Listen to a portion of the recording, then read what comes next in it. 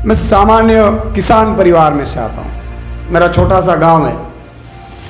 मैं पढ़ा लिखा, मेरे बापूजी ने मुझे बहुत पढ़ाया और उनके जाने के बाद जब उनकी डेथ हुई तब उन्होंने कहा था, मैंने तो तब भी तय कर लिया था, मैं रिजाइन रखकर चला गया था, मुझे मेरे पापा की सेवा करनी है।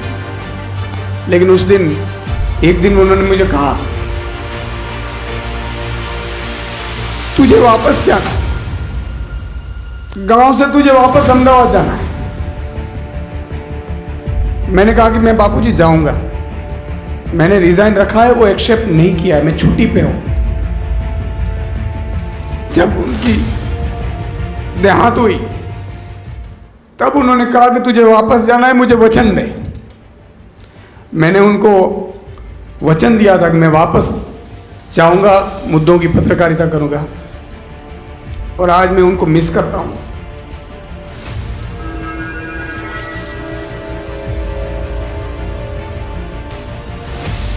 मुख्यमंत्री मैं नहीं, अगर आम आदमी की सरकार बनती है तो 6.5 करोड़ जनता मुख्यमंत्री की शपथ लेगी, ये गारंटी ले। पहला तो सौने नमस्कार। અરવિંદ કેજરીવાલજી જેમણે આખી રાજનીતિની તાસીર બદલી નાખી, હું અને એક એક ગુજરાતી એમને સૌથી પહેલાં નમસ્કાર કરી છે, વંદન કરીએ છીએ।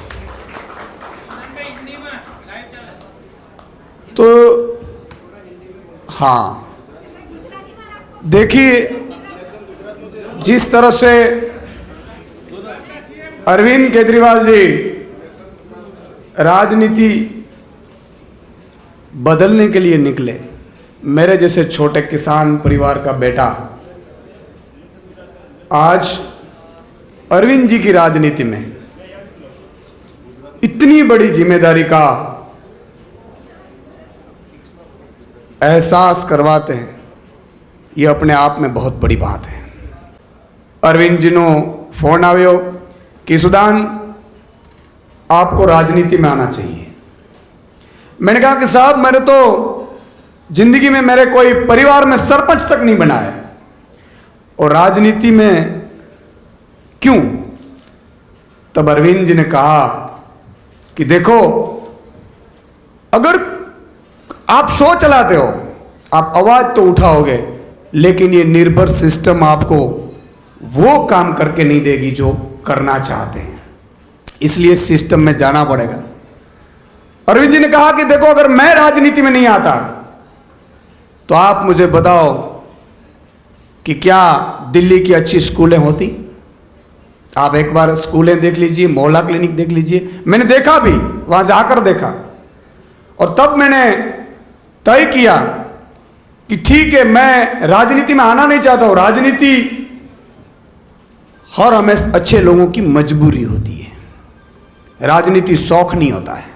और उस दिन अरविंद जी ने भी यही कहा कि देखो, मैं भी इनकम टैक्स कमिश्नर था इस सूडान, मैं भी अच्छी खासी जिंदगी जीता था, लेकिन वो मेरे परिवार तक सीमित होती। आज मैं दिल्ली के लिए कुछ कर सकता हूं। क्यों? महिलाएं के लिए बस सुविधा फ्री कर सकता हूं, अच्छे बच्चे पढ़ते हैं। एक ऑटो वाला बच्चा जब पढ़ के बहुत बड़ा बनता है तो मुझे कितना आशीर्वाद मिलते होंगे। तुझ जैसे लोगों को राजनीति में आना पड़ेगा। और तब मैंने तय किया कि मैं राजनीति करूंगा। राजनीति मेरा शौक नहीं, मेरी मजबूरी है। गुजरात की जनता की पीड़ा मुझसे देखी नहीं गई, इसलिए मुझे आना पड़ा। मैंने पहले भी कहा कि मैं कर्म के सिद्धांत में मानता हूं। मैं कहीं आज तक जब भी मैंने पत्रकारिता की, तब भी मैं मुद्दों की पत्रकारिता करता था। किसानों की एक कॉलम जो न्यूज नहीं छापते थे, मैंने कितने सैकड़ों 100 किए होंगे। किसानों की आवाज बनने की कोशिश की, बेरोजगारों की आवाज बनने की कोशिश की, महिलाओं की जिस तरह से सुरक्षा व्यवस्था है उसकी आवाज बनने की कोशिश की, व्यापारियों की आवाज बनने की कोशिश की, श्रमिक मजदूरों की आवाज बनने की कोशिश की, सबसे बड़ा आउटसोर्सिंग कर्मचारियों की आवाज बनने की कोशिश की। मुझसे जितना हो पाता था मैंने किया। लेकिन एक लक्ष्मण रेखा होती है, आप वहां न्यूज चला सकते हैं, ऑर्डर नहीं कर सकते। और सिस्टम इतना सड़ा हुआ है कि सिस्टम को साफ करने के लिए, गंदगी साफ करने के लिए आपको गंदगी में उतरना पड़ता है। और तब मुझे अरविंद जी ने कहा कि देखो, गंदगी अगर साफ करनी है तो आपको कीचड़ में उतरना पड़ेगा, चाहे आपको जो भी लोग गालियां दे, मुझे भी देते हैं, लेकिन ये लोग जो गालियां देते हैं ना, वो पॉलिटिकल पार्टी वाले होते हैं। जनता कभी गालियां नहीं देती, वो तो सिर पे बिठाती है। मुझे भी दिल्ली में देख लीजिए आप। और तब मैंने तय किया कि मैं राजनीति में आऊंगा। मैं सामान्य किसान परिवार में से आता हूं। मेरा छोटा सा गांव है। मैं पढ़ा लिखा, मेरे बापूजी ने मुझे बहुत पढ़ाया। मेरा बापूजी माताजी के भक्त थे।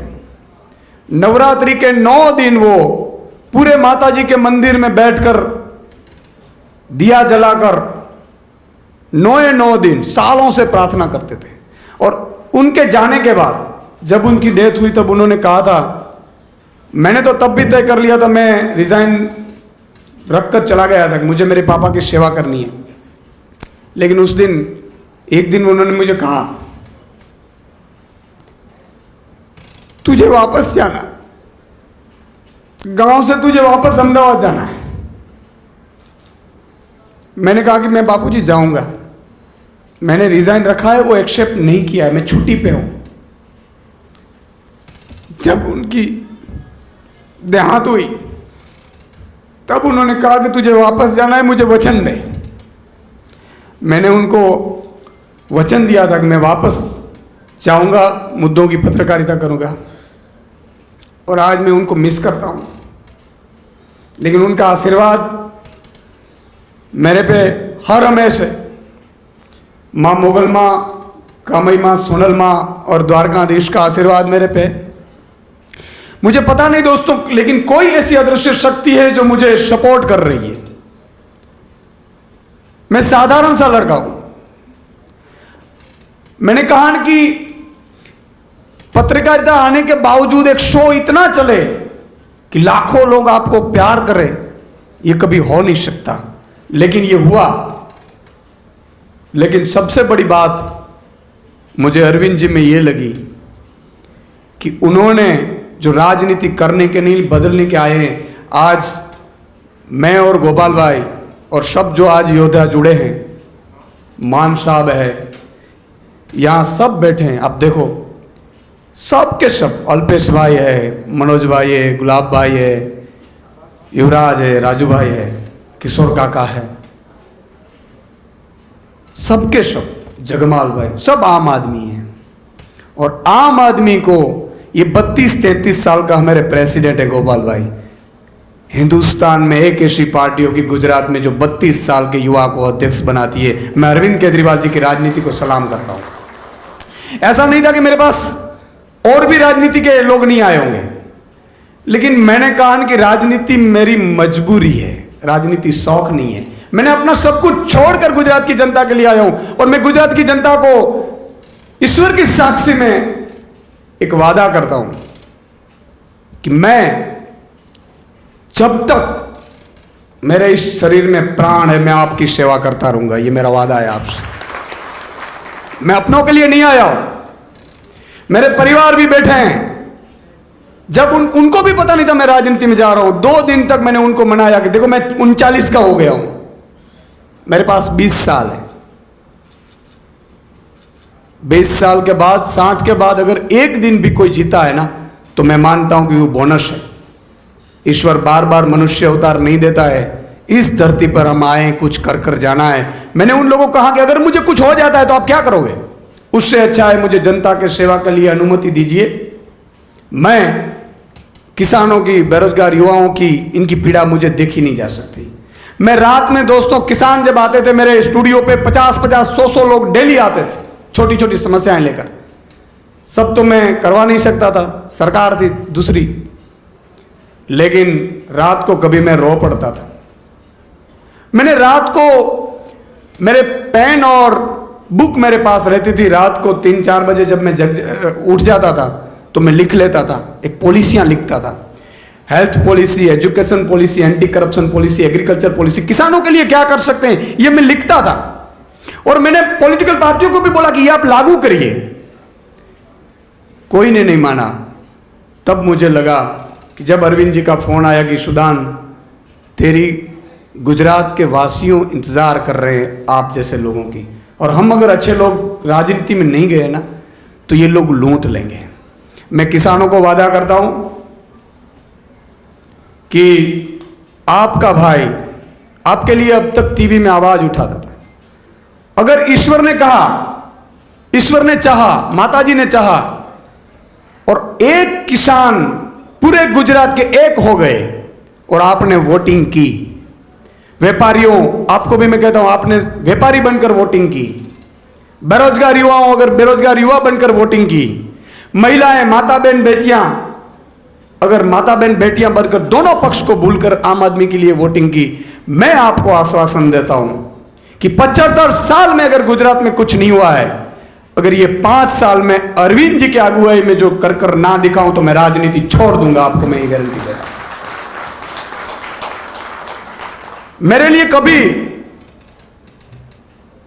कुछ अब मेरे लिए नहीं रहा है, ईश्वर ने सब कुछ दे दिया है। मैं राजनीति में आया, जिस तरह से मेरे पे हमले हुए, आरोप पे लगे, मेरा फैमिली भी एक टाइम पे डर गया था कि क्या यार कीचड़ में पड़ गए। मैंने कहा कि ये तो होगा, ये तो होगा। अगर भगत सिंह, राजगुरु, सुखदेव ये बोलते कि नहीं नहीं ये तो चलेगा, तो आज देश के लिए जो आग लगनी चाहिए वो आग नहीं लगी हुई। महात्मा गांधी अगर सोचते कि मैं तो साउथ अफ्रीका में अच्छा खासा कमा रहा हूं, मुझे इंडिया जाकर क्या करना है, सब गुलाम है, सालों से चलता आ रहा है, तो शायद देश आजाद तो होता लेकिन लेट होता। सरदार वल्लभ भाई पटेल अगर ये सोचते कि मुझे क्या है, तो मैं मानता हूं कि देश जिस दिन आजाद होना चाहिए था तब नहीं होता।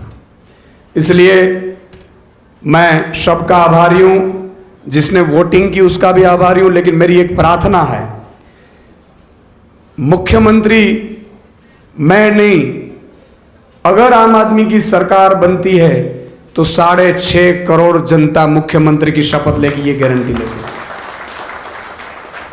और अरविंद जी एक ऐसे नेता है हिंदुस्तान में, काम की राजनीति से वोट मांगते हैं। भ्रमित मत होना।